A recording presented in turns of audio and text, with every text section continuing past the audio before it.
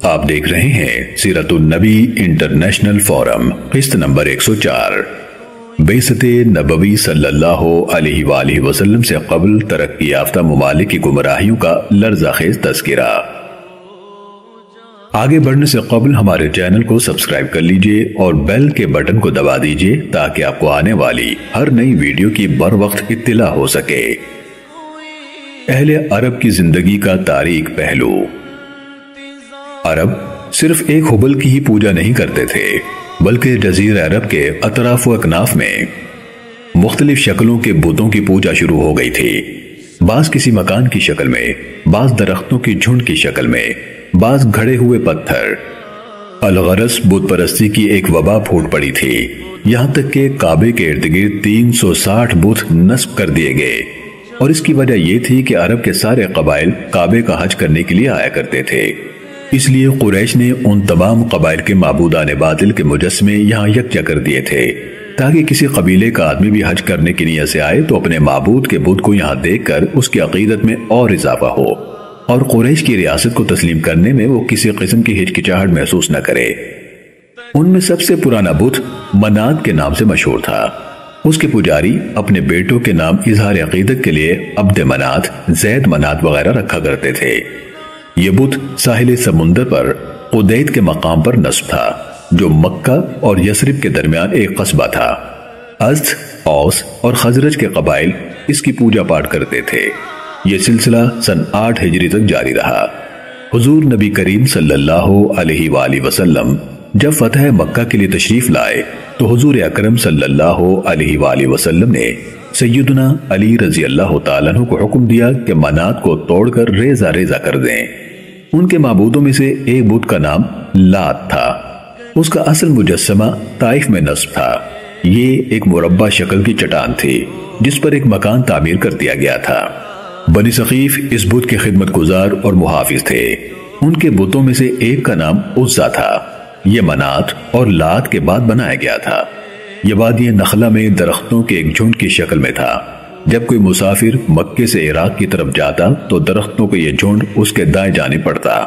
عرب ان بتوں کے ساتھ بھی اپنے قلبی عقیدت کے اظہار کے لیے اپنے بیٹوں کے نام زید لات، تیم لات، عبد العزا وغیرہ رکھا کرتے۔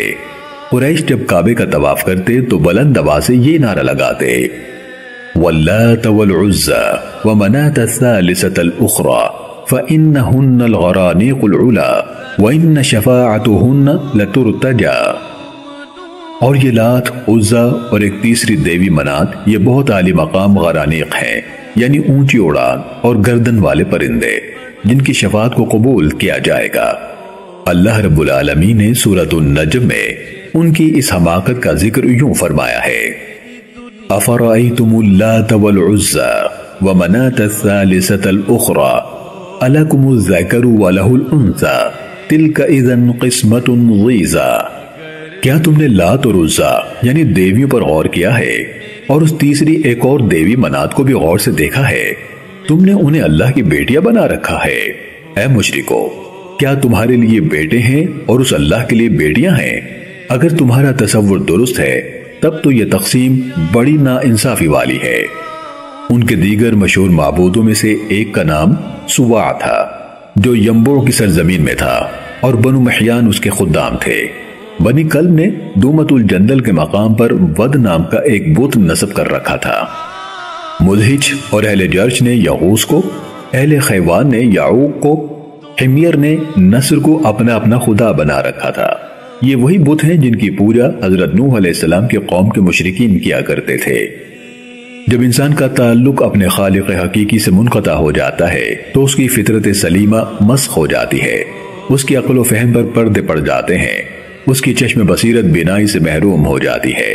اپنی دانشمندی کے باوجود اس سے اس قسم کی حرکتیں سرزد ہوتی ہیں کہ احمق اور دیوانے بھی ان سے شرمندگی محسوس کرنے لگتے ہیں۔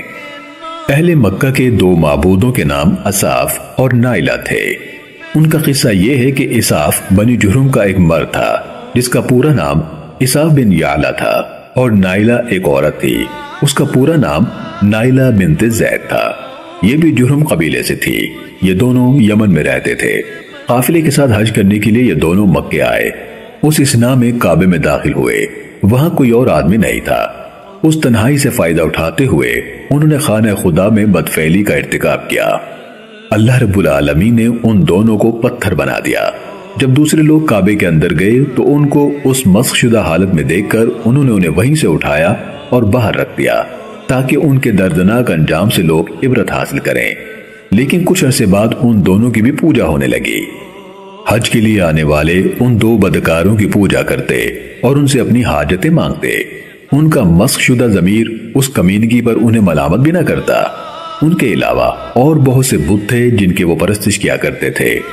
ابن قلبی نے کتاب الاسنام میں ان کا تذکرہ تفصیل سے کیا ہے۔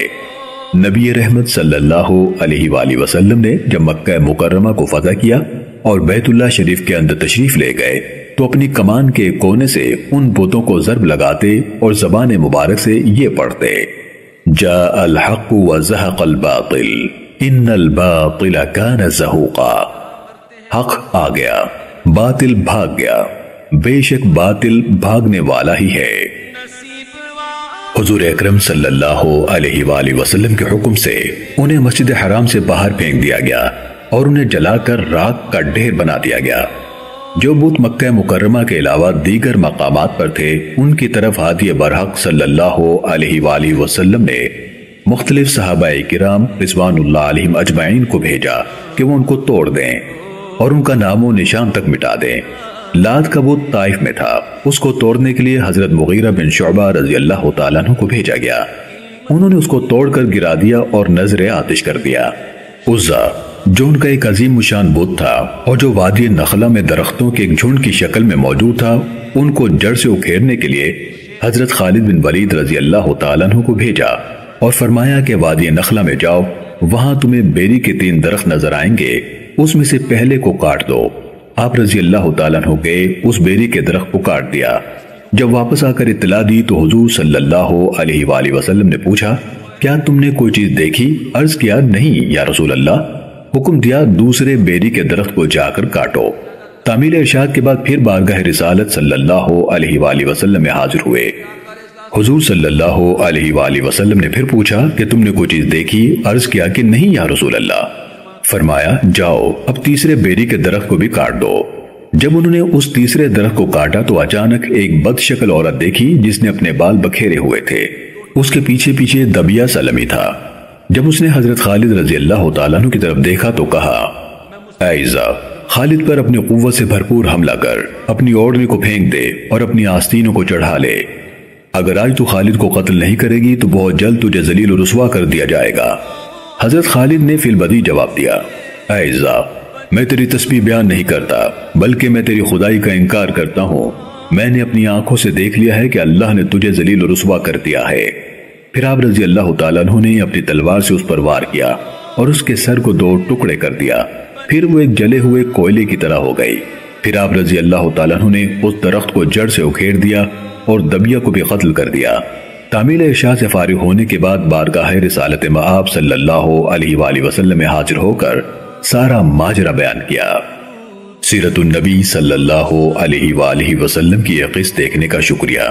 اسے دوسروں تک پہنچا کر صدقہ جاریہ کا حصہ بنیے۔ کسی بھی قسم کی غلطی کے لیے ہم اپنے پروردگار کے حضور معافی کے خواستگار ہیں، اپنی اصلاح کے لیے شکر گزار ہوں گے اور آپ کی پرخلوص دعاؤں کے طلبکار ہیں۔ جزاکم اللہ خیرا کثیرا۔ مزید آگے جاننے کے لیے جڑے رہیے سیرت النبی انٹرنیشنل فورم کے ساتھ۔